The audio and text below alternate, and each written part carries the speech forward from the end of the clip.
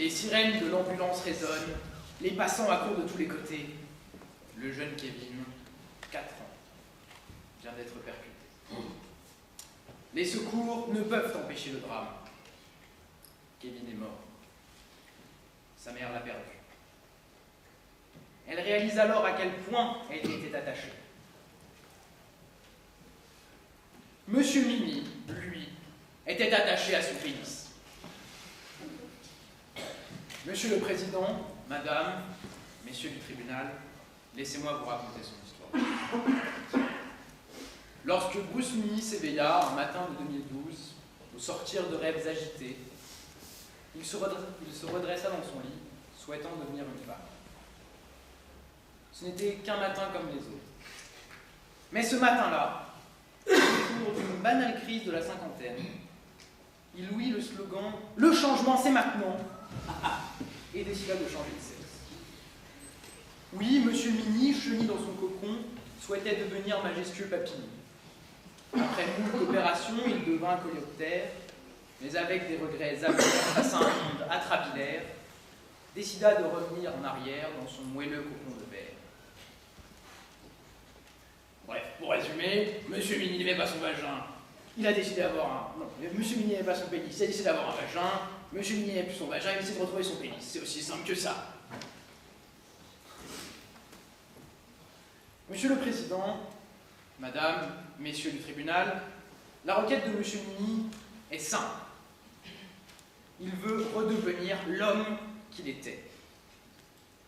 Mais si cette requête est simple, sa démarche est tortueuse. Je suis le premier à l'admettre. Comment un homme peut-il réunir suffisamment de courage, de conviction, de volonté, d'obstination, d'audace, d'aplomb, d'intrépidité pour finalement reculer? Il a fallu qu'il atteigne le point de non-retour pour prendre conscience de ce qu'il avait toujours été, est et serait. Un homme. Oui, Monsieur Mini a eu le désir farouche de devenir une femme. C'est indubitable, rien ne pourra jamais mettre en cause cette volonté. Contrairement au personnage kafkaïen, il était pleinement consentant à ces transformations. Mais comme le personnage kafkaïen, il a subi toute la souffrance engendrée par sa métamorphose. Le poids de la honte, de l'opprobre et du dégoût pèse sur ses épaules. Tragique, accablant, fautif. Et vous pouvez alléger ce fardeau. Monsieur le Président, Madame, Messieurs du tribunal, n'avez-vous jamais rien regretté? De la plus insignifiante sottise à l'erreur qui vous hante quand vous fermez les yeux. Monsieur Mini ne demande que la permission de réparer cette erreur qui lui cisaille les entrailles. Erreur dont je vais vous narrer l'aspect médico-technique, il est vrai un brin priapique. S'il y a des enfants dans la salle, bouchez leurs oreilles. Messieurs, accrochez vos ceintures. Mesdames, libérez vos pulsions sadiques. Suite à un long traitement hormonal, le pénis s'est atrophié et fripé comme la progéniture d'un avocat trop mûr et d'un steak tartare. Il est d'abord incisé sur toute sa longueur, jusqu'à la base des testicules. L'urètre est disséqué, la partie interne du pénis entièrement décollée au ciseau et retirée, afin de ne laisser plus que la peau et les nerfs pénibles. Ah oui, ça change de Cyril Lignac.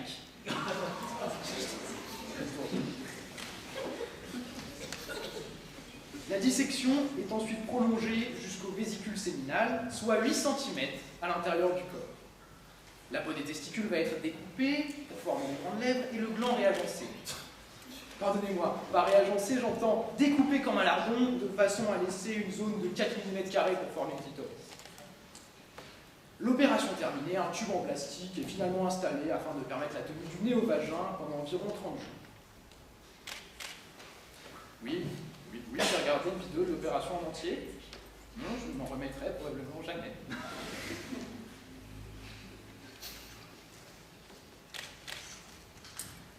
Pensez-vous sérieusement que quiconque voudrait subir une seconde fois de tels sévices s'il n'était pas sûr de son fait? Pensez-vous sérieusement qu'il voudrait à nouveau payer les 20 000 € nécessaires à une opération s'il n'était pas sûr de son fait. Pensez-vous sérieusement, enfin, qu'on aurait importuné ces éminences s'il n'était pas sûr de son fait? La punition n'est-elle pas déjà disproportionnée? Monsieur Mini est mutilé. Grâce à notre adorable juridiction, il a déjà perdu toutes ses fonctions reproductrices.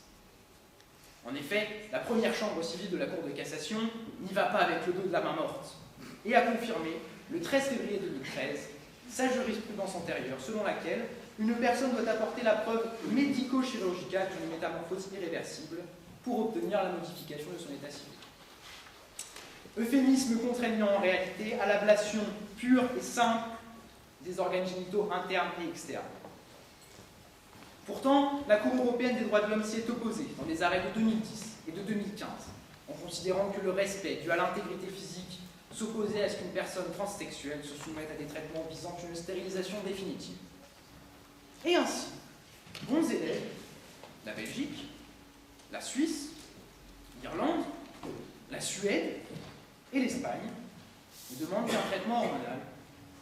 Le Royaume-Uni, en premier de la classe, Fayotte, nous demande qu'un simple engagement à vivre son identité sexuelle choisie. Pourquoi diable cette cancre de France contraint-elle encore les transsexuels à se faire stériliser? Pour prouver le bien fondé de leur démarche? Pour s'assurer qu'elle ne soit pas un caprice, une gabegie? Ou simplement pour la beauté de l'aspect sacrificiel païen de l'opération? Monsieur Mini, en gage de sa bonne foi, tient à rappeler qu'il ne pèsera pas sur les finances du petit animal fragile qu'est la sécurité sociale. En effet, la France n'a pas d'unité capable de procéder à une phalloplastie. Il se fera donc opérer en Belgique, à ses entiers frais et dépens. Accepter ce changement d'état civil serait un signal fort d'une justice humaniste, ouverte, tolérante et en accord avec son époque. Quelle que soit la décision de cette Cour, M. Mini redeviendra homme. Mais comme le formulait Hannah Arendt, pour être confirmé dans son identité, on dépend entièrement des autres. Lui accorder un changement d'état civil aujourd'hui serait un grand pas vers sa rédemption. Oui, car sans contrefaçon, il est un garçon.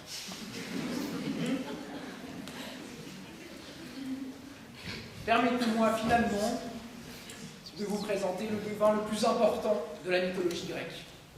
J'ai nommé Tirésias de Thèbes. Celui-ci souhaitait découvrir les mystères féminins et ayant supplié Athéna fut transformé en femme.